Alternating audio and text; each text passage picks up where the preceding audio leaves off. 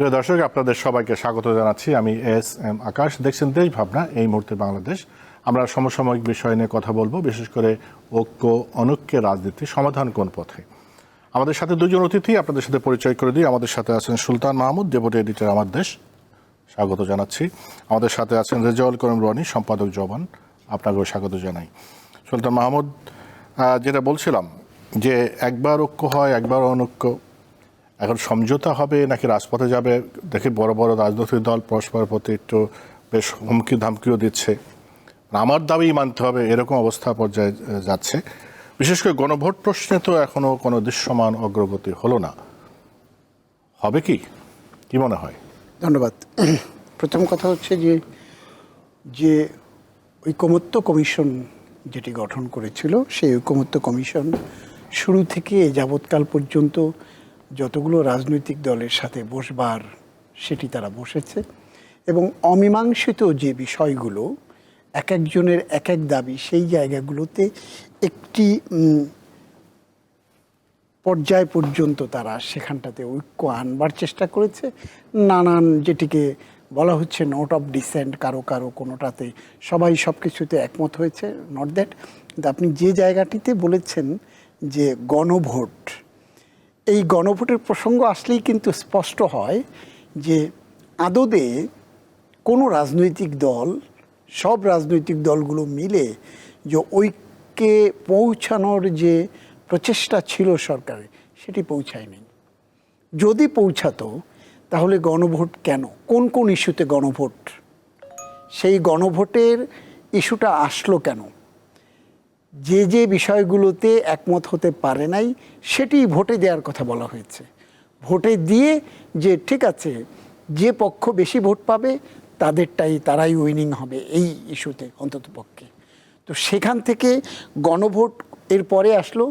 গণভোটের ব্যাপারে সবাই ঐক্যমত হলো যে এই একটি যদি অর্জন আপনি বলেন, যে ভোটের মাধ্যমে অমীমাংসিত বিষয়টি সুরাহা করবার সেই চেষ্টাটি সরকার উদ্যোগ নিয়েছে।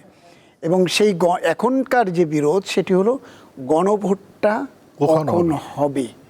আর আপনি উচ্চকক্ষ নিম্নকক্ষ যেগুলো বলেন, এগুলো একরকম বলতে পারেন যে এগুলো সেটেলড ইস্যু, এগুলো এখন আর বড় কোনো বিষয় নাই। তো সেই গণভোট কখন হবে সেই ইস্যুতেও কিন্তু বড় অংশগুলো এক পাশে চলে গেছে যে একই দিনে। যেমন যদি এখনকার বিবেচনায় প্রধান তিনটি রাজনৈতিক দলের কথা যদি বলেন, সেক্ষেত্রে জামায়াতে ইসলামী, বিএনপি এবং এনসিপি এবং বিএনপি কিন্তু একই জায়গায় আছে যে জাতীয় নির্বাচনের একই দিনে গণভোট হওয়া। সেইখানে জামায়াতে ইসলামী এবং অন্যান্য কিছু ইসলামী দলকে সাথে নিয়ে তারা সেখানটাতে বলছে যে না, এটি আগে হতে লাগবে। এখন যে পর্যায় পর্যন্ত পৌঁছেছে, বলা হচ্ছিল যে সরকারের পক্ষ থেকে ঐকমত্য কমিশন একরকম সরকারের উপরে চাপিয়ে দিয়ে তারা তাদের পথ খুঁজেছে, তারা তাদের পরিসমাপ্তি ঘটিয়েছে তাদের কর্মযজ্ঞের। সেখানটাতেও সরকার এসে শেষ মুহূর্তে বললেন 1 সপ্তাহ সময় দেওয়া হলো বসবার, সমঝোতায় পৌঁছানোর। এবং সেই সমঝোতায় পৌঁছানোর যে জায়গা, সেখানটাতে অবস্থাটা এমন দাঁড়ালো যে বিচার মানি কিন্তু তালগাছ আমার, এমন বিচারের প্রেক্ষাপটে বড় দুটি বিভেদ তৈরি হয়েছে। এবং এই বিভেদটি এখন স্পষ্ট। 8টি সমমনা ইসলামী দল তারা একত্র হয়ে তারা বলছে যে না, জাতীয় নির্বাচনের আগেই গণভোট দিতে হবে। অন্যান্যরা বলছে যে না, ভোটের দিনেই গণভোট। এই জায়গায় যে সমঝোতার যে জায়গা, সেটিও মনে হয় আজকে শেষ হয়ে গেল। যে সময় বেঁধে দেওয়া হয়েছিল কালকে সরকারের পর্যন্ত সরকারের পক্ষ থেকে, এবং কোনো উদ্যোগ না নেওয়ারই কথা, কারণ দলগুলোর মধ্যে আন্তরিকতা। এবং আমি দেখলাম সেখানে জামায়াতে ইসলামী বিএনপিকে আহ্বান জানিয়েছিল বসবার। বিএনপি সেখানটাতে তাদের আহ্বানে কোনো সাড়া দেয়নি। অ্যাজ ইফ বিএনপি তো বলেছেই, তারা তাদের সিদ্ধান্ত দিয়েছে যে ভোটের একই সাথে নির্বাচন। তো এখন দেখবার অপেক্ষায় করতে লাগবে যে সরকারের পক্ষ থেকে কে সিদ্ধান্তটা আসে। যদিও বিএনপির পক্ষ থেকে গতকালই বলা হয়েছে যদি সরকার প্রধান ডাকেন তাহলে সেই আলোচনায় তারা যাবেন। জি। এখন সরকার প্রধান বা সরকারের পক্ষ থেকে কি সিদ্ধান্ত দেয় সেটি অপেক্ষার পালা। জি, এরপর আরও কথা বলবো আমরা। রেজাউল করিম রনি, সরকারের বিধি দেওয়ার সময় তো শেষ হচ্ছে কিন্তু সমঝোতা তো হলো না, তার মানে কি যে রাজপথে যাওয়ার কথা বলা হচ্ছে, এটা কি রাজপথে চলে যেতে পারে? জি, ধন্যবাদ। যে যেখান থেকে আমাদের দেখছেন শুনছেন সবাইকে আমার সালাম, কৃতজ্ঞতা জানবেন। প্রথম কথা হলো এইখানে আপনার এই ইস্যুটা নিয়ে আমার পজিশন সমস্ত রাজনৈতিক দলগুলোর চেয়ে একটু ভিন্ন। কারণ আমি মনে করি গণ অভ্যুত্থান ইজ দেয়ার, গণ অভ্যুত্থান হলো একটা ম্যান্ডেট। তো ফলে এখানে তর্কটা হবে যে আমরা সেকেন্ড রিপাবলিকে কীভাবে প্রবেশ করব। আপনি গণতান্ত্রিক বাংলাদেশ কিভাবে নির্মাণ করবেন।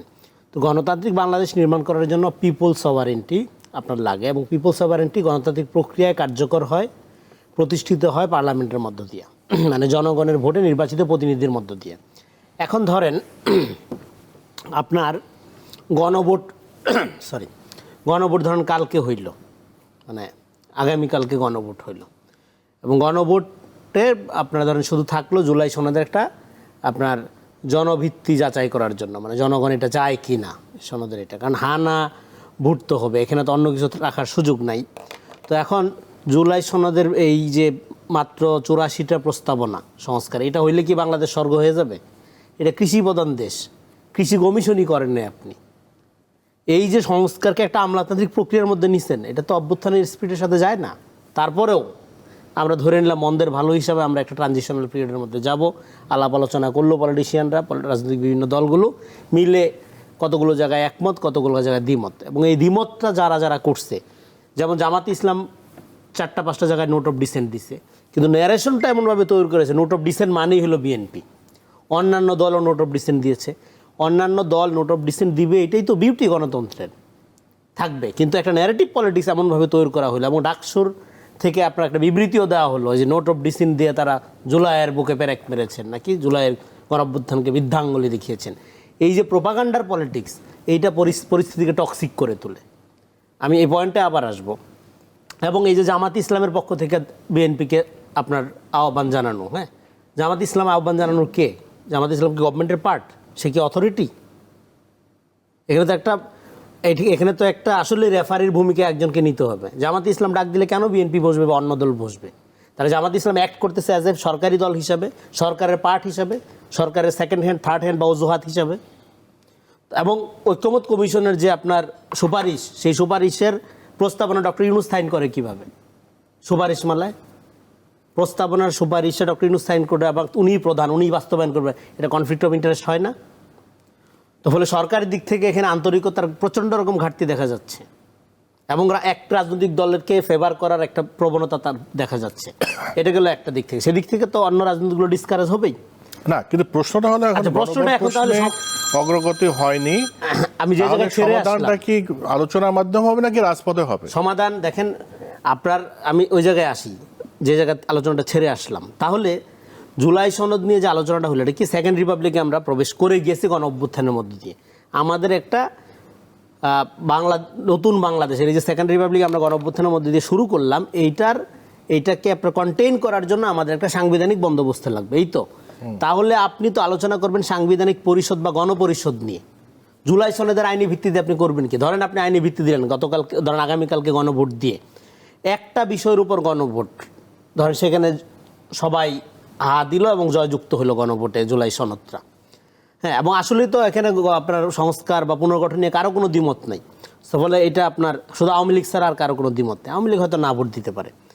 তাহলে এবং আপনি পার্লামেন্টকে যখন নির্বাচিত করেন, পার্লামেন্টকে তো আপনি নির্বাচিত করেন সমস্ত কিছুর এখতিয়ার দিয়ে, সমস্ত বিষয়ের আইন করার জন্য। ফলে পার্লামেন্টের সভারেন্টি আর একটা বিষয়ের গণভোটের সভারেন্টিকে যদি আপনি কম্পেয়ার করেন, কোনো দিনও গণভোটের সভারেন্টি পার্লামেন্টের উপরে থাকতে পারে না। যদি আপনি ডেমোক্রেসি মিন করেন, এটা হবে না। ইভেন গণভোটে যদি এই জুলাই সনদ যেতেও, তারপরে যদি ধরেন পার্লামেন্ট মনে করে যে এটা এই মুহূর্তে বাস্তবায়ন করলে সমস্যা হবে, নাও করতে পারে। কেননা আমি আবারও বললাম যে পার্লামেন্টের সভারেন ক্ষমতাটা ওই জায়গায়। ওইটা তো আমি শেষ করতেছি, পরের বিষয় না, এটাই আগের বিষয়। এই কারণেই সমস্যাটা তৈরি হচ্ছে যে পার্লামেন্টের গণভোটে তো রাজি হচ্ছে সব রাজনৈতিক দল। গণভোটের প্রস্তাবনাটা সালাউদ্দিন সাহেব দিচ্ছেন প্রথম দিকে, গণভোটে রাজি হয়েছে সবাই। গণভোট অদরকারি, এখানে গণভোট দরকার নাই, এটা আমি সেটা বলতেছি। তো আপনার ব্যাখ্যা, আমার কিন্তু ব্যাখ্যা না। রাজনৈতিক দলগুলো গণভোটে রাজি হয়েছে, ইট ইজ সেটেলড। এখন গণভোটটা কখন হবে সেটা নিয়ে আমি আপনাকে এই যে রাজি হইছে না বুঝা রাজি হওয়া, বা ধরেন মনে একটা বা মুখে আর একটা রাজি হওয়া থেকে সমস্যাটা তৈরি হয়েছে, যেটার যেই সমাধানে যাইতে হবে সেই সমাধানে না গিয়ে আপনি অ্যাডক ভিত্তিতে সমাধানের চেষ্টা করলে এই ধরনের সংকট তৈরি হবে। এই জন্য আমার কথাটা একটু শোনা দরকার। আপনি তাহলে কেন পার্লামেন্টের সভারেন্টিকে, মানে পিপল সভারেন্টিকে যদি আপনি আন্ডারমাইন করেন, তখন প্রবলেমটা হবে। যে দলগুলো মনে করতেছে গণভোটে জুলাই সনদকে জিতায় আনলেই জুলাইয়ের একটা বিশাল কিছু হয়ে যাবে, নো, এইভাবে ডেমোক্রেসি ওয়ার্ক করে না। আপনার যদি আগামীকালকের গণভোটে এই জুলাই সনদ জিতাও, এটাকে বৈধতা দেবে কে? পার্লামেন্ট। পার্লামেন্ট লাগবে না আপনার? তাহলে যেই বিষয়ে সবাই ঐক্যমত, সেই বিষয়ে গণভোট কেন দরকার? ঐক্যমত মানে কি বাংলাদেশে বিষয়টা, কিন্তু আমি যে জায়গায় নিয়ে যাচ্ছেন সেটা প্রশ্ন, আমি বাংলাদেশের সংস্কার দরকার। রনি, এই বিষয়ে আমি সময় পাইলে আসবো। That is not my question now. Question হচ্ছে, আমি গণভোটে সব রাজনৈতিক রাজি হয়েছে, ভুলকে রাজি হোক, মনে একটা মুখে একটা, যাই হোক, গণভোটে রাজি হয়েছে, এবং দ্যাট ইজ দ্য কোশ্চেন নাও। আপনার কাছে পরে আবার আসবো। সুলতান মাহমুদ, যে বিষয়টা এখন সরকার হাতে চলে গেছে, সরকার 7 দিনের সময় দিছিল, সেই সময়ের মধ্যে হয়নি, সমঝোতা হয়নি, জামাত প্রস্তাব দিয়েছে, সেটা বিএনপি সাড়া দেয়নি, তাদের পক্ষে বিপক্ষে যুক্তি আছে। আবার জামাত এবং সমমনা দলগুলো 8 দল হুঁশিয়ারও দিয়েছে। তার মানে এখন তো টেনশন তো সেইটা।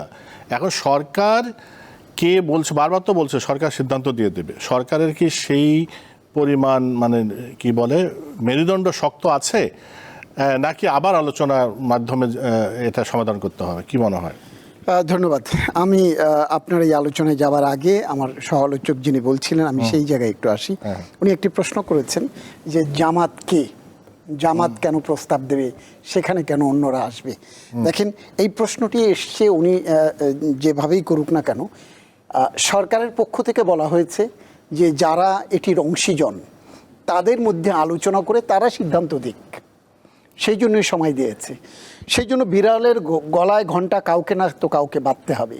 তো সেই জন্যই আমি মনে করি জামাত ইসলামী যে উদ্যোগটা নিয়েছে, এবং কার মনের ভিতরে কি আছে কি না আছে সেটি তো ওই আলাপ আলোচনা বা আমরা গণমাধ্যমের কর্মী হিসেবে সেটি প্রকাশ পেয়েছে। আপনি এখন যে প্রসঙ্গটি বললেন যে সরকারের মেরুদণ্ড শক্ত আছে কিনা, আমি বলি যে দেখেন, অতীতের যত তত্ত্বাবধায়ক সরকার ছিল, এই আপৎকালীন যে সরকার, সেই সরকারগুলোর মধ্যে সবচেয়ে শক্তিশালী সরকার অন্তর্বর্তীকালীন সরকার, ডক্টর প্রফেসর ইউনূসের নেতৃত্বাধীন যে সরকার, তারা সবচেয়ে বেশি শক্তিশালী সরকার। কারণ বিগত দিনের যে তত্ত্বাবধায়ক সরকার, যেটি সর্বশেষ তত্ত্বাবধায়ক সরকার, তাদেরও নেপথ্যে কিন্তু বলা হতো যে সেনা সমর্থিত সরকার। তারাও যে কাজগুলো করতে পারেন, এই বাংলাদেশের রাষ্ট্র কাঠামোর যে ক্ষয়, যে বিপর্যয় হয়েছে, সেই জায়গাগুলোতে সংস্কার করতে গিয়ে আজকে ঐকমত্য কমিশনের কথা বলেন, জুলাই সনদের কথা বলেন, সেই প্রসঙ্গগুলো এসছে। এবং আমি মনে করি এটিকে সরকারের সদিচ্ছাকে খাটো করে দেখবার কোনো সুযোগ নেই। সরকার আপনাকে বারবার আপনাদের সমঝোতার জন্য ডাকছে বলেই সরকারকে দুর্বল ভাবার কোনো কারণ নাই। আমি মনে করি সরকার যথেষ্ট সবল, যথেষ্ট সামর্থ্য সরকারের আছে। কিন্তু সরকার, যেহেতু বিষয়টি রাজনৈতিক দলগুলোর, আগামী দিনে যারা দেশের জনগণ, দেশের গণতন্ত্র, স্বাধীনতা, সার্বভৌমত্ব রাজনীতি নিয়ে যারা রাজনীতি করতে চায়, তাদের ভেতর থেকেই সুরাহাটি আসুক, সেজন্যই সরকার ছেড়ে দিয়েছিল। যদি এই রাজনৈতিক দলগুলো চূড়ান্তভাবে সেই জায়গায় ব্যর্থ হয়, সরকারকে কখনো না কখনো, কোনো না কোনো সময়, সেটি যদি আপনি যেটি বলছেন আবার সময় দেয় কিনা, সে সময়ও দিতে পারে। কিন্তু সরকারের মূল লক্ষ্য হচ্ছে যে যাদের প্রবলেম তাদের ভিতর থেকেই সমাধানটি আসুক।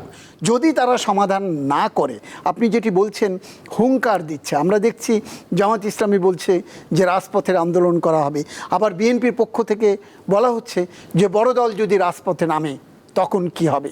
তাহলে দেশের যে গণতন্ত্র পুনরুদ্ধারের যে প্রচেষ্টা ছিল, সেটি অঙ্কুরেই বিনষ্ট হয়ে যাবে।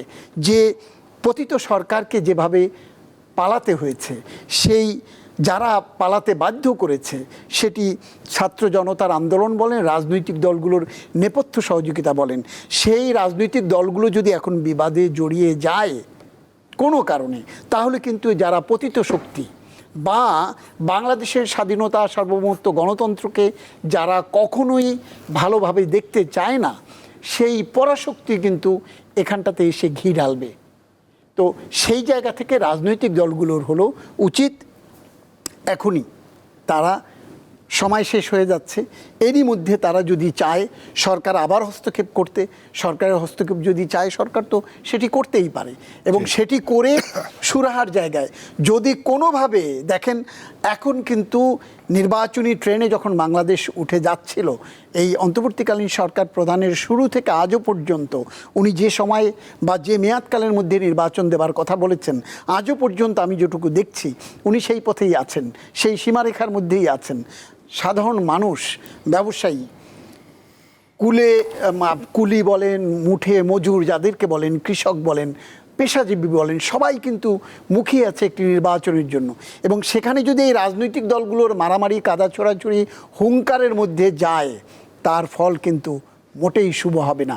সো দ্যাট আমার বক্তব্য এই জায়গাতেই আমি একটু পিন পয়েন্ট করতে চাই যে রাজনৈতিক দলগুলো, বিশেষ করে বৃহৎ যে 3টি রাজনৈতিক দল, এখন 2টি বড় রাজনৈতিক দল, আরেকটি হলো আলোচনায় যারা বড়, যারা জুলাই বিপ্লবকে সামনে নিয়ে এসছেন বা সফল পরিসমাপ্তি ঘটিয়েছেন, বিগত সরকারের বিদায় নিশ্চিত করেছেন, এই 3 রাজনৈতিক দল যারা এখন 3টি প্ল্যাটফর্মে আছেন, তারা একত্রিত হয়ে এই আনসেটেল ইস্যুটা সেটেল করা খুব জরুরি। জি, রেজাউল করিম রনি, অন্তর্বর্তীকালীন মানে কিছু সময়ের জন্য একটা সরকার, এই সরকার তো সারা জীবন থাকবে না, একটা রাজনৈতিক সরকারকে যেতে হবে সেই পথে, ফেব্রুয়ারিতে নির্বাচন, অতএব এই সমঝোতাটা হওয়া রাজনৈতিক দলগুলোর জন্য খুব জরুরি।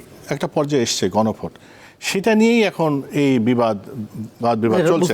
কিন্তু বিষয়টা হলো যে এখন এইটা সমাধান যদি, যেমন 7 দিন সময় দিয়েছে, ধরেন বিএনপি নেতা সালাউদ্দিন আহমেদ বললো আপনারা সময় বেঁধে দেওয়ার কে, এখন যদি ইন্দ্রা বলে সময় বেঁধে দেওয়ার কে, যদি অনন্তকাল কন্টিনিউয়াস ট্রেন চলে, তাহলে তো ফেব্রুয়ারিতে নির্বাচন হবে না, একটা জায়গায় তো আসতে হবে।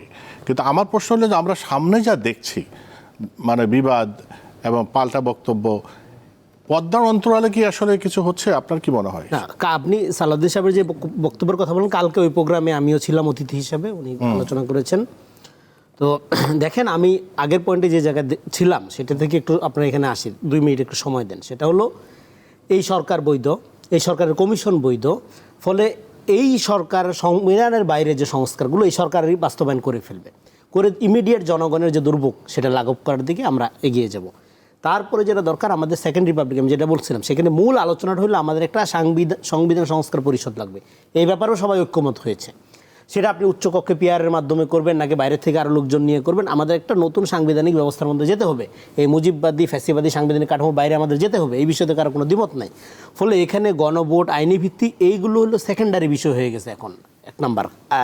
আর 2 নাম্বার হইল অলরেডি সবগুলো দল, জামাত, এনসিপি, বিএনপি মিলে আপনি মাঠ পর্যায়ে যদি দেখেন, মানুষের আগ্রহ আসলে নির্বাচন নিয়ে।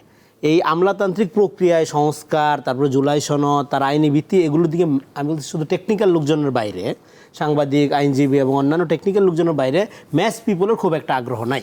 ফলে অলরেডি আমরা যেটাকে খুবই গুরুত্বপূর্ণ আনসেটেল ইস্যু বলে ভাবতেছি, এটা অলরেডি সেকেন্ডারি ইস্যুতে পরিণত হয়েছে, কিন্তু হওয়া উচিত না।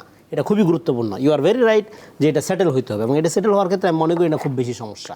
কারণ গণভোটটা আমি বলতেছি এটা দরকার নেই, কারণ এটা আইনি ভিত্তি আছে অলরেডি আমাদের। আপনি যদি নতুন সংবিধানে চলে যান, তাহলে তো আর জুলাই সনদের আইনি ভিত্তি নিয়ে টেনশনের কিছু নাই, কারণ আপনি তো নতুন সংবিধানের মধ্যে সেকেন্ড রিপাবলিকের মধ্যে চলেই গেলেন। কিন্তু তারপরেও আপনি যদি মনে করেন ঠিক আছে, যে আলোচনাটা আপনি করলেন যে রাজনৈতিক দলগুলো যেহেতু বসছে, একমত হয়েছে, করেন, তাহলে এখানে অর্থ ব্যবস্থাপনার ব্যাপার আছে, সময়ের ব্যাপার আছে। যেহেতু বেশিরভাগ রাজনৈতিক দল, ধরেন এখানে রাজনৈতিক দল আছে 60-70টা, তা এখানেও আপনি একটা ডেমোক্রেটিক পদ্ধতি যান, 8টা বা 9টা দল জামাত ইসলামের জোটের যে নেতৃত্বে আছে, তারা যদি চায় যে আগে হবে, আর বেশিরভাগ দল যদি চায় একই দিনে হবে, এবং একই দিনে হওয়াটার পর আমরা দেখবো যে এটার তাহলে এই যুক্তিটা কী, এখানে সুবিধা কী, অসুবিধা কী, আগে হওয়ার সুবিধা কী, অসুবিধা কী। যদি দেখি যে এটা যেদিনই হোক, এটা তো শেষ পর্যন্ত পার্লামেন্টই এটাকে রিকগনাইজ করবে, পার্লামেন্টই তো এটা স্বীকৃতি দেবে, তাহলে একই দিনে হওয়ার মধ্যে দিয়ে যদি আপনার হাজার হাজার কোটি টাকা খরচ কমানো যায়, তো সমস্যা কী? তো সমস্যা নাই। এখন হইলো এখানে সংস্কার বা পুনর্গঠন সবাই চায়, আমরা দেখব কোন দল গণতান্ত্রিক পদ্ধতিতে চায় আর কোন দল ওই লিগ্যাল ফ্রেম আইয়ুব খানের মডেলে চায়, পাকিস্তানের মডেলে চায়, আনডেমোক্রেটিক ওয়েতে চায়, সেটা দেখে আমরা ওই দলের মেরিট বিচার করব। সেক্ষেত্রে আমরা দেখতে পাচ্ছি যে জুলাই সনদের আইনি ভিত্তি এবং গণভোটের বিষয়ে এখানে বেসিক্যালি যারা নির্বাচন চায় না, মুখে বলে নির্বাচনের কথা, নির্বাচন চায় না, এটা তাদের এজেন্ডা। কিন্তু বাংলাদেশের এজেন্ডা, বাংলাদেশের জনগণের এজেন্ডা এই মুহূর্তে নির্বাচন। ফলে নির্বাচনকে বাইপাস করার জন্য আপনি যদি আবার একটা হলো এখানে যে মাঠে আন্দোলন দেখেন, আপনারা তো সবাই ক্ষমতার অংশীদার, এখন তো কোনো বিরোধী দল নাই, সবই আধা সরকারি দল। তো আপনি ক্ষমতার অংশীজন হয়ে আন্দোলনে যদি যান, তার পরিণতি তো হাসিনার মতো হবে। হাসিনাও কিন্তু এরকম কথায় কথায় আন্দোলন করতো, ক্ষমতায় থাকতো, আবার বিএনপি যখন একটা কর্মসূচি দিত সে কিন্তু আরেকটা কর্মসূচি পাল্টা দিয়ে দিত। ফলে আপনি একটা দ্য সেম টাইম আলোচনা ধরেন সরকার সময় বেঁধে দিচ্ছে, ডেফিনেটলি সরকার সময় বেঁধে দেওয়া 8-9 মাস আলোচনা করার পরে সরকার যখন সময় বেঁধে দিবে এবং সময় বেঁধে দিয়ে ইনডাইরেক্টলি জামাত ইসলামকে দিয়ে আবার ধরুন কল করাবে একটা রাজনৈতিক দলগুলোকে, এগুলো কি মানুষ বোঝে না এসব চালাকি? আপনার এটা কমিশন কোথায় ছিল? কমিশন কল করতো সব দলগুলোকে, এর আগে যেভাবে ডাকছে সেভাবে ডাকতো, এখানে তো রেফারি ছিল অলওয়েজ। না, সরকার তো বলেই দিয়েছে আপনাদের সরকার অনেক করছে, কমিশনের সাথে আলাপ করছে, সরকার নিজে আলাপ করছে, বলছে যে এখন আপনারা সমস্যার সমাধান করেন, যদি না করেন আমরা সিদ্ধান্ত দিব। সরকার তো বলে সিদ্ধান্ত দিয়ে দিবে। সমাধানের ক্ষেত্রে দেখেন এখানে 7-8 মাস বসে আলোচনা করে এখানে তো প্রত্যেকটা দলের পার্থক্য থাকবে। একটা তো কারণ জামাতি ইসলাম হইলে একটা মানে মতাদর্শ ভিত্তিক ইডিওসেন্ট্রিক পলিটিক্স করে, পলিটিক্যাল ইসলাম করে, বিএনপি একটা লিবারাল ডেমোক্রেটিক পার্টি, এনসিপি একটা মধ্যপন্থার দল, অনেক দিনে আবার লেফট সেন্ট্রিস্ট পার্টি আছে অনেকগুলো আবার। তো ফলে প্রত্যেকের প্রস্তাবনা মিলবে আশা করাটাই তো একটা মানে দুরাশা। সেটা থেকে প্রত্যাশা করে না, সেটা কেউ প্রত্যাশাও করে না। ফলে এখন আপনি যেটা বলেন তাহলে গণভোটে রাজি হয়েছে, গণভোটের তারিখটা নিয়ে আলোচনা সমাধান হয়ে গেল। সরকার এখন প্রশ্ন হলো সরকার দিবে, হ্যাঁ সরকার তো বলছে সরকার দেওয়ার ক্ষেত্রে প্রশ্ন হইল সরকার দেওয়ার ক্ষেত্রে সরকার নিজে ডেমোক্রেটিক পদ্ধতি ফলো করবে নাকি কোনো একটা পার্টিজানের প্রতি, কোনো কিছু দলের প্রতি অনুকম্পা দেখাবে বা ফেভার দেখাবে? সেটা তো জনগণ দেখবে, সরকার কি সিদ্ধান্ত দেয়, সরকারের সিদ্ধান্ত আসলে আমরা বুঝবো। কিন্তু এখানে এই পয়েন্টটা আমি শেষ করবো, এটা জুলাই সনদ, নির্বাচন মানে গণভোট, এগুলো একটা পলিটিক্যাল প্রবলেম। এই পলিটিক্যাল সমস্যার লিগ্যাল সলিউশন করার চেষ্টা করাটা হলো আত্মঘাতী হবে, ডেঞ্জারাস হবে। পলিটিক্যাল প্রবলেম ধরেন আজকে দলগুলো একসাথে হইতে পারতেছে না 7 দিনে, ওকে অসুবিধা নেই, আরও সময় নেন আপনি, কিন্তু এইটার সাথে নির্বাচনের কোনো সম্পর্ক নেই। কেননা আমি আপনাকে বলি, আমি অলরেডি যেটা আগে বললাম যে বাংলাদেশের এখন প্রধান ইস্যু যদি আপনি বলেন, আপনি যদি ম্যাস পিপলের কথা বলেন, যে একদিক দিয়ে জুলাই সনদের এই সমস্ত টেকনিক্যাল আলাপ, নোট অফ ডিসেন্ট অ্যান্ড হাবিজাবি এগুলো, আর অন্যদিকে একটা জাতীয় নির্বাচন। এখানে ধরেন বেগম খালেদা জিয়া নির্বাচন করছেন, 237 জনের মতো প্রার্থী ঘোষণা করা হয়ে গেছে। ফলে মাঠে ময়দানে নির্বাচনী আমেজ জামাত তো অনেক আগে শুরু করে দিছে, আরও তো অনেক দিন আগে এনসিপিও মাঠে ছড়ায় পড়ছে। ফলে পাবলিক আছে বেসিক্যালি নির্বাচনমুখী। এখন সেইখানে আপনি যদি এই জুলাই সনদের আইনি ভিত্তি গণভোটের ইস্যুকে কেন্দ্র করে নির্বাচনকে মুখোমুখি করার চেষ্টা করেন, তাহলে পুরো জিনিসগুলো স্থগিত রেখে নির্বাচনের দিকে যাইতে হইতে পারে গভর্নমেন্টকে, যেটা আনফরচুনেট হবে। যে আসলে এইটা সুলতান মাহমুদ, আসলে জামাত ইসলামের আসলে কি এই কৌশলটা কি আসলে নির্বাচনকে পেছানোর জন্য কিনা? কারণ আমরা যেটা দেখি যে এর আগে যেটা হয়েছিল, মানুষ যারা মোটেই পছন্দ করে না, স্বৈরাচারী বা এক ধরনের একগুঁয়েমি আচরণ, এই যে একটা জিনিস কিন্তু গত 2-3 দিন ধরে খুব আলোচনা আছে, মানে আঙুল বাঁকা করে ঘি খাইতে হবে, প্রয়োজনে আঙুল বাঁকা করা হবে ঘি খাওয়ার জন্যে, অ্যান্ড কার ঘি কে খায়, এটা নিয়ে যদি একটু আলোচনা করেন আর কি। ধন্যবাদ। প্রসঙ্গটা হচ্ছে যে দেখেন, আপনি জামাত ইসলামের কথা বলেছেন, স্বাধীনতা আন্দোলন থেকে এ পর্যন্ত বাংলাদেশের যত আন্দোলন হয়েছে, যত সংগ্রাম হয়েছে, ইভেন তার যত নির্বাচন হয়েছে, তার প্রত্যেকটি জায়গায় আপনি দেখবেন স্বাধীনতার বিরোধিতা করার মধ্য দিয়ে জামাতের যে নিজস্ব রূপের বহিঃপ্রকাশ জামায়াত ইসলামী ঘটিয়েছিল, সেই জায়গা থেকে নিজেদেরকে বারবার মানুষের কাছে প্রমাণ করবার চেষ্টা করা হয়েছে যে তারা স্বাধীনতা বিরোধী নয়। সেই চেষ্টা কিন্তু তারা হালে কখনোই পায় নাই।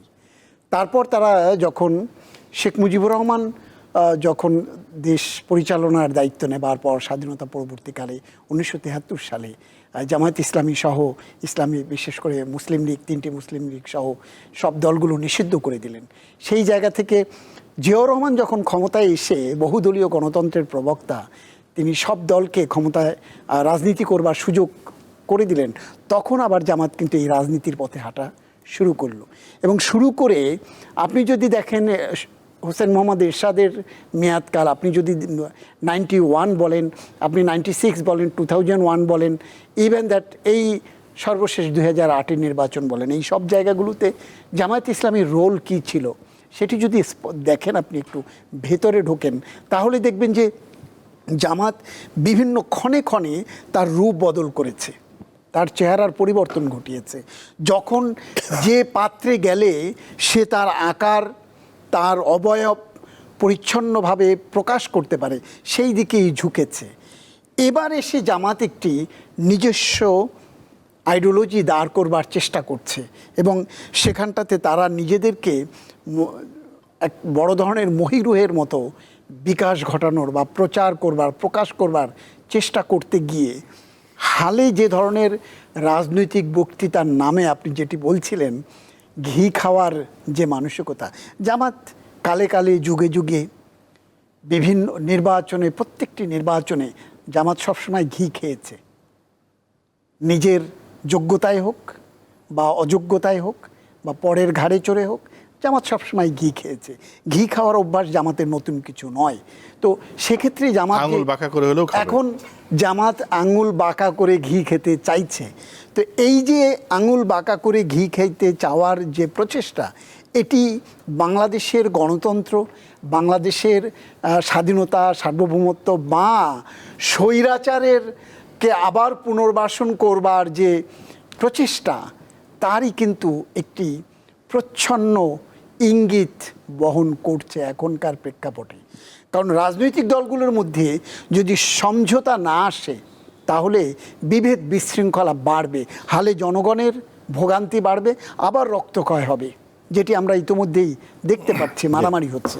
তো এই জায়গা থেকে এই আঙুল বাঁকা করার যে মানসিকতা বা হুমকি, সেই জায়গা থেকে শুধু জামাত ইসলামী না, বিএনপি যে জায়গাগুলোতে একেবারে একরোখা হয়ে আছে, এখানটাতে ছাড় দেওয়ার মানসিকতা যে যত দেখাবে, বাংলাদেশের বিএনপি বারবার পরীক্ষিত একটি রাজনৈতিক দল, বারবার নির্বাচিত, বারবার সরকার পরিচালনার একটি দক্ষ রাজনৈতিক দল, তারা তাদেরকে কিন্তু ছাড় দেওয়ার জায়গাটা একটু পাকাপোক্ত হবে। এখন প্রশ্ন হচ্ছে কোথায় ছাড় দেবে? যেখানে জনগণের স্বার্থ জড়িত, সেখান থেকেও কি ছাড় দেবে? আমি সেটি বলছি না, বাট আলোচনার টেবিলে বসে যেটি এ পর্যন্ত এগিয়েছে, একেবারে তীরে এসে যাতে তরি ডুবে না যায়, সেই প্রচেষ্টাটা কিন্তু বিএনপিকে বেশি করতে হবে। তারা যদি গণতন্ত্রের জন্য, জনগণের জন্য, দেশের জন্য, স্বাধীনতা, সার্বভৌমত্বের জন্য, বাংলাদেশের সাধারণ জনগণের অর্থনৈতিক ভিত্তি বা দেশের অর্থনৈতিক কাঠামোকে শক্তিশালী করতে চায়, তাহলে তাদেরকে কিন্তু কখনো কখনো পিছু সরতে লাগবে। আরেকটি জায়গা হলো, এতদিন পর্যন্ত জামায়াত ইসলাম কিন্তু বিএনপির ভেতরে ছিল, বিএনপির জোটের মধ্যে ছিল। আমি সবসময় বলে থাকি, জামায়াত ইসলামী এবং বিএনপি গত যদি 15-20 বছরের তাদের রাজনীতির জায়গা দেখেন, তাহলে তারা কিন্তু ছোটো ভাই বড়ো ভাইয়ের মতো তারা চলেছে। এখন ছোটো ভাই যদি কোনো কারণে গো ধরে, ছোটো ভাইকে ধমক দিয়ে বা ছোটো ভাই ধমক দিল, বড় ভাই পাল্টা ধমক দিয়ে কিন্তু সমাধান হবে না। এখানটাতে ছোট ভাইকে বোঝাতে লাগবে এবং সেজন্য বসতে লাগবে, বসে এই সমাধানে আসতে লাগবে। তার মানে বড় ভাই ইচ্ছা করলে বাঁকা আঙুল সোজা করে ফেলতে পারবে, আর সেটা পারে কিনা আমরা দেখবো। আর রনি, আমরা একটা জিনিস জানতে চাই, যেমন ধরুন তারেক রহমান গতকালই বলেছেন যে গুপ্ত রাজনীতি সম্পর্কে সজাগ থাকতে হবে। আমরা এর আগে গুপ্ত রাজনীতি দেখেছি, জামাতেরই গুপ্ত রাজনীতি দেখেছি। এখন আসলে কোন ধরনের গুপ্ত রাজনীতির কথা ইঙ্গিত করছে বলে আপনি একজন পলিটিক্যাল অ্যানালিস্ট হিসাবে, মানে গুপ্ত রাজনীতি বলতে আসলে কি বোঝাচ্ছে, এখন কোন ধরনের গুপ্ত রাজনীতি হতে পারে? আচ্ছা জি, এটা খুবই গুরুত্বপূর্ণ বাংলাদেশের জন্য। ভাই যেটা আলোচনা করলেন, আমি ওনাকে ধন্যবাদ দিতে চাই যে উনি জামাত ইসলামের পুরো বিষয়টা পরিষ্কারভাবে, উনি অভিজ্ঞ সংবাদকর্মী বললেন ঐতিহাসিকভাবে। এটা যদি আপনার শোতে আমি মনে হয় একবার কমেন্ট করছিলাম যে জামাত হলো প্রো ইস্টাবলিশড এবং এন্টি ন্যাশন পলিটিক্স করে, এবং কারেক্টলি উনি বলছেন যে এইবার কিন্তু সুযোগ ছিল জামাতকে পলিটিক্যালি, তার যে সে কিন্তু একটা সোশিও পলিটিক্যাল পার্টি, জামাত কিন্তু ন্যাশনাল পলিটিক্যাল পার্টি এখনো হয়ে উঠতে পারেনি। মানে সমস্ত শ্রেণী পেশা মানুষের কাছে গ্রহণযোগ্যতার মধ্যে দিয়ে জাতীয় রাজনৈতিক দল যেরকম হয় সেই রূপ এখনও কিন্তু মানে তারা সেই অবস্থায় যাইতে পারে। একটা সুযোগ ছিল 24-এর গণঅভ্যুত্থানের পরে। সেদিক থেকে এখন দলগুলোর জাতীয় স্বার্থের রাজনীতি করতে হবে, দলীয় স্বার্থের রাজনীতি করলে হবে না। কারণ আপনি যখন দলীয় স্বার্থের রাজনীতি করবেন অবভিয়াসলি আপনি এখানে ফ্যাসিবাদী যে আপনার ধরেন কাঠামো যেটা রয়ে গেছে সেই কাঠামোকে আপনি ফ্যাসিলিটেট করবেন। এখন আপনার প্রশ্নে আসে এখানে গুপ্ত রাজনীতি যদি বলেন, ধরেন 1.5 বছর, একটা উদাহরণ দিয়ে শুরু করি, 1.5 বছর পরে এই সরকার এইভাবে পদে পদে ব্যর্থ হইল কেন? কারা ব্যর্থ করলো? সরকার তো ধরেন সবাই মিলা গঠন করছে, কিন্তু সরকারের ভর কেন্দ্রগুলো কোথায়? সরকারের গুরুত্বপূর্ণ পদগুলো কোন রাজনৈতিক দলের দিকে হেলা? এই অভিযোগ যে করা হয়, আপনি স্বাস্থ্য মন্ত্রণালয়ে খোঁজ নেন, শিক্ষা মন্ত্রণালয়ে খোঁজ নেন, আপনি জ্বালানি যে দায়িত্বে আছেন সেই উপদেষ্টার খোঁজ নেন, সরকারের ভেতরে যে সরকারের কথা বলা হয় তারা কোন রাজনৈতিক দলকে ব্যবহার করে, এই যে বলতেছে না যে এই যে জামাত যখন হলো ধরেন 20 কদম আগায় 50 কদম পিছায়, কেন পিছায়? এখানে রাজনীতিহীন একটা প্রকল্প, মানে ধরেন বিএনপি চাঁদাবাজ, এনসিবি দুর্নীতিবাজ লুটপাটকারী, জামাত 71 যুদ্ধ অপরাধী, তাহলে ভালোকে এনজিও প্রজাতন্ত্রী বাংলাদেশ সরকার। এই যে একটা রাজনীতি শূন্য করার যে প্রচেষ্টা, একটা হামিদ কারজাই মডেল এখানে ডেভেলপ করার চেষ্টা করা হচ্ছে, এবং এই মডেলকে এবং -2 ফর্মুলা এক্সিকিউট করার এই মডেলকে জেনে হোক না জেনে হোক বা ক্ষমতার লোভে হোক একভাবে জামাত ফ্যাসিলিটেট করতেছে। কারণ আপনি ক্ষমতার ভর কেন্দ্রের মধ্যে যদি আপনি দেখেন, এটা অনেক জায়গা থেকে আপনি অভিযোগ পাবেন যে এখানে জামাত ব্যাপকভাবে ইনফ্লুয়েন্সিয়াল, ব্যাপকভাবে ভর কেন্দ্রে। আমি বলতেছি না সব জামাত, সেটা বলতেছি না, ভর কেন্দ্র যদি দেখেন, প্রিন্সিপাল আপনার কাঠামোর মধ্যে যদি দেখেন। তো এখন এখানে একটা গুপ্ত ব্যাপার আছে, ক্ষমতার মধ্যে ক্ষমতা, সরকারের মধ্যে সরকার। আরেকটা হলো এত গুরুত্বপূর্ণ জায়গায় যে জামাতের লোকজন চলে গেল, এতে তো অনেক অবাক হয়। অবাক হওয়ার তো কিছু নাই, কারণ 13-14 সালের দিকে আওয়ামী লীগ এমনভাবে ক্র্যাকডাউন চালাইছে জামাতের উপর, শিবির হিসেবে হত্যা করা তো একটা জায়েজ ব্যাপার ছিল, কালচার তৈরি করা হয়েছিল, শিবির আচ্ছা মাইরা ফেল পিটায়া, হ্যাঁ। তো ফলে এই যে একটা ব্রুটাল অবস্থার মধ্যে চলে গেছিল, এবং জামাত একটা ক্যাডারভিত্তিক সংগঠন হিসাবে তারা বাধ্য হয়েছিল ট্যাকটিস আকারে, কৌশল আকারে আওয়ামী লীগের মধ্যে চলে যেতে।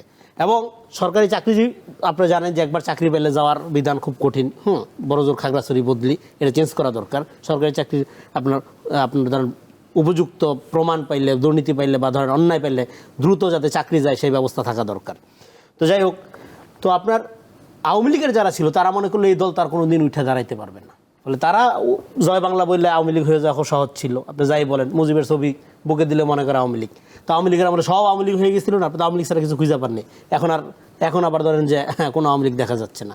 তাহলে এই যে আত্মসত্তা হারানোর ফলে ফ্যাসিবাদ শক্তিশালী হয়, এটা কৌশলগতভাবে জামাত করতে বাধ্য হয়েছে, এবং আওয়ামী লীগ লোকজন তাদেরকে নিয়ে নিছে। এবং 5 তারিখে যখন ঘটনা ঘটে যাওয়ার পরে যে আওয়ামী লীগ লোকগুলো, আমি বলছি প্রশাসনের কথা বিশেষ করে, তাদেরকে শেল্টার দিয়েছিল, তারা বললো আপনারা এখন আমাদের আব্বা বাসান, অটো তাদেরকে নেতা বানাই দিল। ফলে তাদের বাইরের থেকে আইসা দখল করতে হয়নি, তারা ভিতরেই ছিল, দখল হয়ে। বিএনপি তো 15 বছর বাইরে, আস্তে আস্তে দেখা যায় বড় পদগুলো নাই, দখল হয়ে গেছে, হ্যাঁ। তো ফলে একটা ভারসাম্যহীনতার জায়গা তৈরি হয়ে গেছে ফ্রম ভেরি বিগিনিং, এই আমি বলতেছি 5 তারিখের পরে। এবং এই যে ক্যাবিনেটটা গঠন হয়েছে অভ্যুত্থানের পরে, এরকম একটা ক্যাবিনেট কেন গঠন হবে? বাংলাদেশের এনজিও আপনার লর্ডসদের অবদান কি 54 বছরে আমরা তো জানি, জনগণের সাথে তাদের সম্পর্কে আমরা জানি। গুপ্ত গুপ্ত এই যে আমি গুপ্তের সেক্টরগুলো বলতেছি, কোথায় কোথায় আছে গুপ্ত। তার মানে এইবার আওয়ামী লীগ তো ধরেন এখন আওয়ামী লীগের বংশের বাতি জ্বালানোর লোক খুঁজে পাওয়া যাচ্ছে না, তো এটা গুপ্ত হয়ে গেছে। ফলে গুপ্তের সেক্টর আপনি এবার দেখেন, সরকারের ভিতরের সরকার, আবার সরকারের ভিতরে দীর্ঘদিন যারা ছিল, ক্যাম্পাসগুলোতে যারা ছিল, এক অর্থে ক্যাম্পাসগুলোতে ছাত্র শিবিরের অনেকেই, সবাই না, এটা ঢালাওভাবে বলা হয় যে ছাত্র শিবির ছাত্রলীগের মধ্যে ছিল, ঢালাওভাবে ছিল না, একটা বড় অংশ ছিল। তো তারপরে হলো ধরেন প্রশাসনের মধ্যে আওয়ামী লীগের মধ্যে ছিল। এখন আওয়ামী লীগ একই জিনিস করছে, যেটা আওয়ামী লীগের আমলে জামাত শিবিরের ক্ষেত্রে করছে। আওয়ামী লীগ যেহেতু একই রকম ক্যাডার ভিত্তিক সংগঠন, তারা এখন একই জিনিস করতেছে, তারাও এখন গুপ্তভাবে ঢুকে যাচ্ছে, হ্যাঁ, গুপ্তভাবে, কারণ সার্ভাইভ করতে হবে। তো এই গুপ্তভাবে ঢুকে যাওয়ার কারণে ফলে এই যে গুপ্ততার যৌথতা, এটার মধ্য দিয়ে এইটা যদি একসাথে ঐক্য করে ফেলে, তাহলে আপনি বাংলাদেশকে ডেমোক্রেটিক পদ্ধতি নেবেন কীভাবে? তো বিশাল শক্তি। ফলে তারেক রহমানের যে কনসার্নটা, সেটা হলো যে গুপ্ত স্বৈরাচার বলতে উনি শুধু আপনার বিএনপির মধ্যে আবার একটা অংশ আছে। এখন বিএনপির মধ্যে অনেকে আছে যে আপনার বিএনপিপন্থী জামাত, হ্যাঁ, একটা বড় অংশ আছে, এটা থেকে যায়। এবং ক্যাডার ভিত্তিক রাজনীতির, হ্যাঁ, জামাতপন্থী বিএনপিও আছে। আবার এই যে ধরেন মানে ক্যাডার ভিত্তিক রাজনীতির একটা সমস্যা, তারা সার্ভাইভ করার জন্য ওই যে ভাই যেটা বললো, যখন যে পাত্রে দরকার সেই পাত্রে আকার ধারণ করে, এবং আকার ধারণ করার মধ্যে যে পরিস্থিতিটা কি হয়, আপনি কাউকে বিশ্বাস করতে পারবেন না। যেমন ধরেন আমাকে লোকজন বিএনপি মনে করে, তো বিএনপি শুধু বিএনপি মনে করে না, আমরা লোকজন মনে করে। তো এখন ধরেন বিএনপির লোকজনের কাছে আমার বিরুদ্ধে বলে, আচ্ছা উত্তম মনে হয় জামাতের এজেন্ট, এবার আমাকে আবার জামাতের লোকজন কাছে পাচ্ছে ও তো মনে হয় বিএনপির এজেন্ট। তাহলে সমাজের এই যে ক্যারেক্টারটা, হ্যাঁ, এবং এই যে আশিস নন্দী একটা কথা বলছিল যে এই জন্য আত্মশক্তি হারানোর ফলে ফ্যাসিবাদের বিরুদ্ধে আন্দোলন কম কার্যকরী হয়। ধরেন আওয়ামী লীগ অনেক অত্যাচার করছে, ডেফিনেটলি, হ্যাঁ, আমরা বেঁচে আছি, এটা আল্লাহর পরম শুকরিয়া।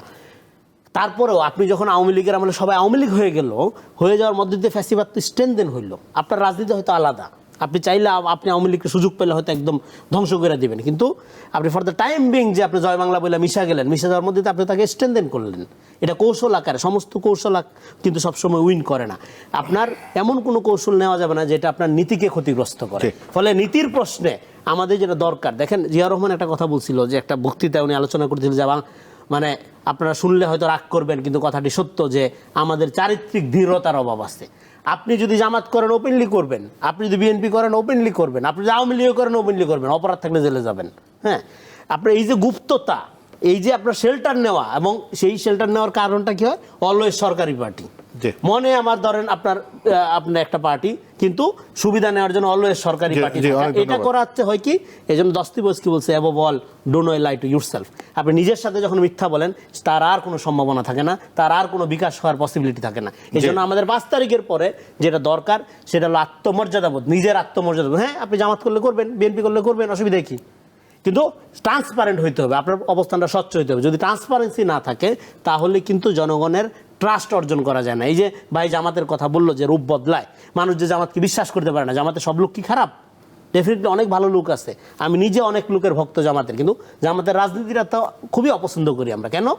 কারণ এই রাজনীতিটার মধ্যে সে সকালে বলে, গ্রামে গেলে বলে শরিয়া কায়েম করবে, শহরে আসলে বলে যে না আমি সবচেয়ে আধুনিক।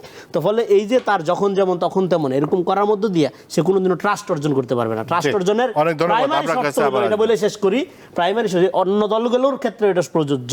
হ্যাঁ, শুধু যে আপনি এক দলকে অভিযোগ করবেন তা না, আপনাকে ট্রান্সপারেন্ট হতে হবে। জনগণ, আপনার যদি কোনো ঘাটতি থাকে, আপনার যদি কোনো অপূর্ণতা থাকে, জনগণকে বুঝতে দেন, যে বলেন যে ভাই এটা আমার অপূর্ণতা, আসেন এটা আমি পূরণ করবো, আস্তে ধীরে সময় দেন আমাকে। কিন্তু চালাকি করা যাবে না, বাংলাদেশের মানুষ চালাকি পছন্দ করে। এই যে গুপ্ত রাজনীতির প্রসঙ্গ যে আসছে, এটা আপনি কিভাবে দেখেন? দেখেন, গুপ্ত রাজনীতি শুধু বাংলাদেশের প্রেক্ষাপটে না, আপনি যদি দক্ষিণ এশিয়ার দেশগুলো দেখেন, আপনি অনেক দূরে যেতে লাগবে না। যখন যেখানে যে রাজনৈতিক দলগুলো, বিশেষ করে মূলধারা রাজনৈতিক দলগুলো কোনো না কোনো কারণে, সেটি সেনা শাসন বলেন বা ক্ষমতায় যারা আছে তাদের প্রতিপক্ষ বলেন, কোনো না কোনো কারণে বা তাদের ইতপূর্বের কৃতকর্মের কারণে যখন কোনো দল রাজনৈতিকভাবে রাজনীতি করবার যোগ্যতা হারায় বা নিষিদ্ধ হয় বা বিধিনিষেধ আরোপ হয় আইনিভাবে, তখন সেই রাজনৈতিক দলগুলো কোনো না কোনোভাবে টিকে থাকবার চেষ্টা করে, এবং এই যে লুকিয়ে থেকে যে তার রাজনৈতিক লক্ষ্য বাস্তবায়ন সেটি করবার প্রচেষ্টা থাকে, সেটি গুপ্ত রাজনীতি।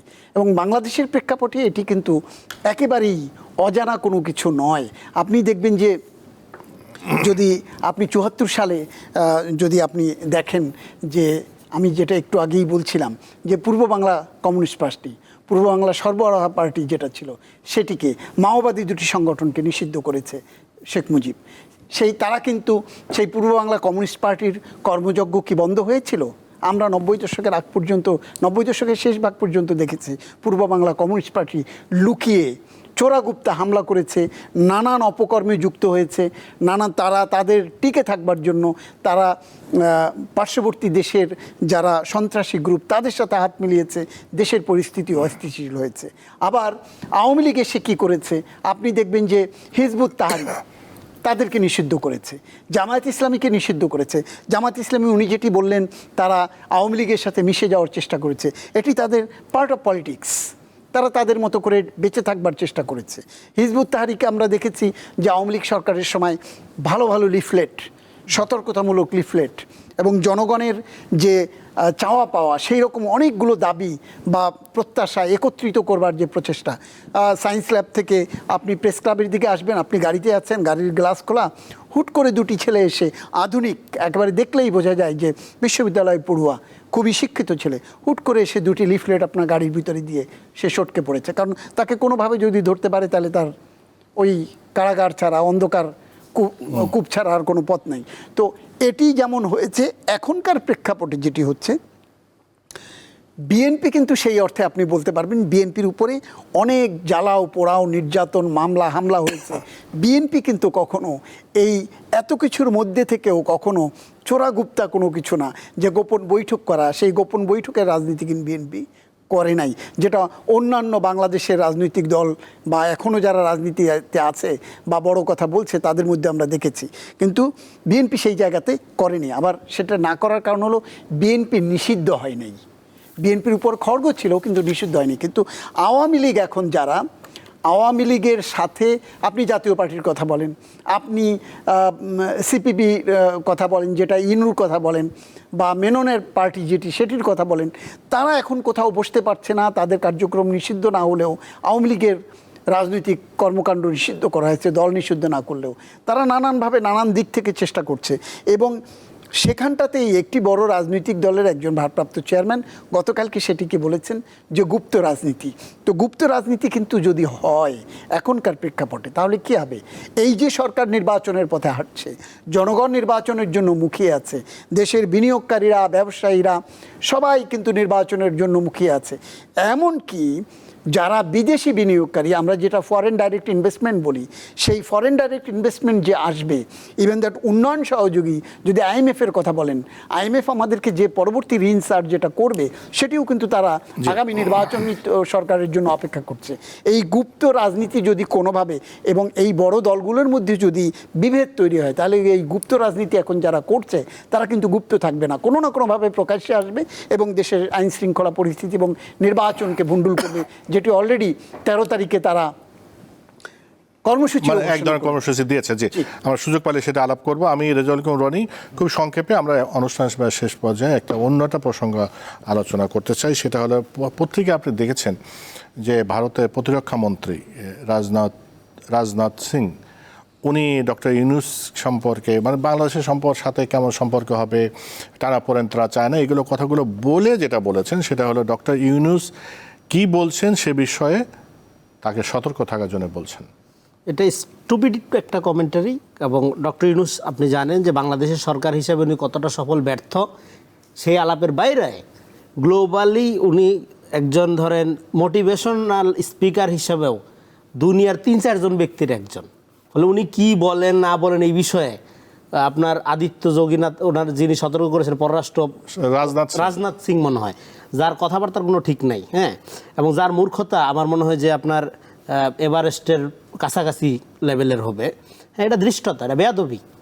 ডক্টর ইউনূস কী বলবে না বলবে এই বিষয়ে বলার মতো মানে তাকে অন্তত বলার দিক থেকে কর্ম হিসাবে তার ব্যর্থতার সমালোচনা আমরাও করি, কিন্তু ডক্টর ইউনূস সাহেব কথাবার্তার দিক থেকে আনস্মার্ট, এটা দুনিয়ার কেউ বলবে না, তার শত্রুও বলবে না।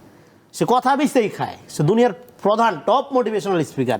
2-3 জনের যদি লিস্ট করেন এই মুহূর্তে জীবিত যারা, তার মধ্যে মানে 2-3 জনের মধ্যে ওনাকে রাখতে পারবেন। এবং তারে যখন বলা হয় যে কথাবার্তা হিসাব করে বলবেন, তার মানে হলো সে আসলে তার কথা বোঝারই যোগ্যতা রাখে না। এবং আরেকটা জিনিস হলো, তখন 5 তারিখে এখানে যেটা হয়েছে, আমি যেটা বলি, ভারত এখানে শুধু আওয়ামী লীগের তো পতন হয়নি, এটা তো ভারতেরও পতন হয়েছে। এবং ভারতের যে পররাষ্ট্রনীতি, এটা কিন্তু গ্লোবালি তার যে হিন্দুত্ববাদী নীতি, আপনি যে রাম মাধবের বইটই পড়েন, হ্যাঁ, তাদের যে হিন্দুত্ববাদী আপনার প্যারাডাইমের মধ্যে দিয়ে তারা দুনিয়াকে দেখে, এটা আসলে ফেল করছে।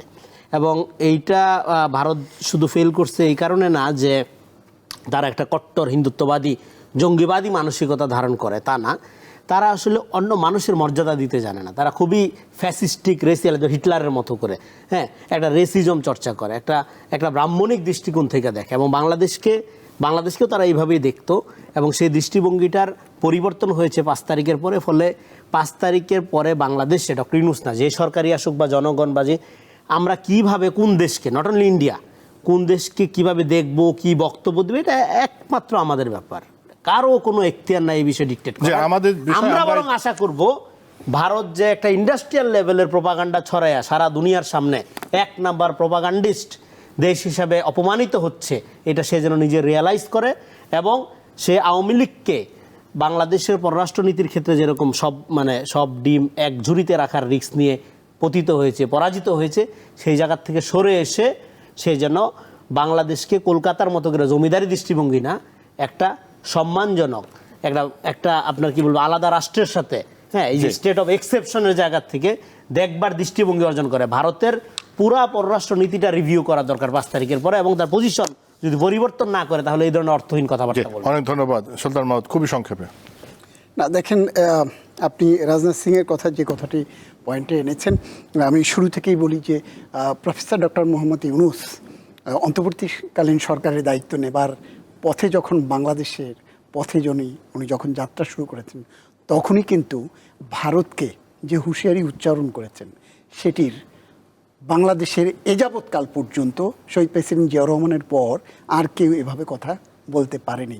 একরকম যে কূটনৈতিক শিষ্টাচার বহির্ভূত যে আচরণ ভারত বাংলাদেশের স্বাধীনতার পর থেকে বাংলাদেশের উপরে চাপিয়ে দিতে চেয়েছে, ভারতের যত আদর্শ শুধু তাদের স্বার্থে, এবং বড় ভাই সুলভ আচরণ, যেটি পতিত সরকারের একজন পররাষ্ট্রমন্ত্রী বলেছিলেন বাংলাদেশের সম্পর্ক ভারতের সাথে স্বামী স্ত্রীর মতো, সেই জায়গার সেই যে আচরণ বা সেই যে চিন্তা চেতনা, সেটিতে কিন্তু চপেটাঘাত করেছেন প্রফেসর ডক্টর মোহাম্মদ ইউনূস।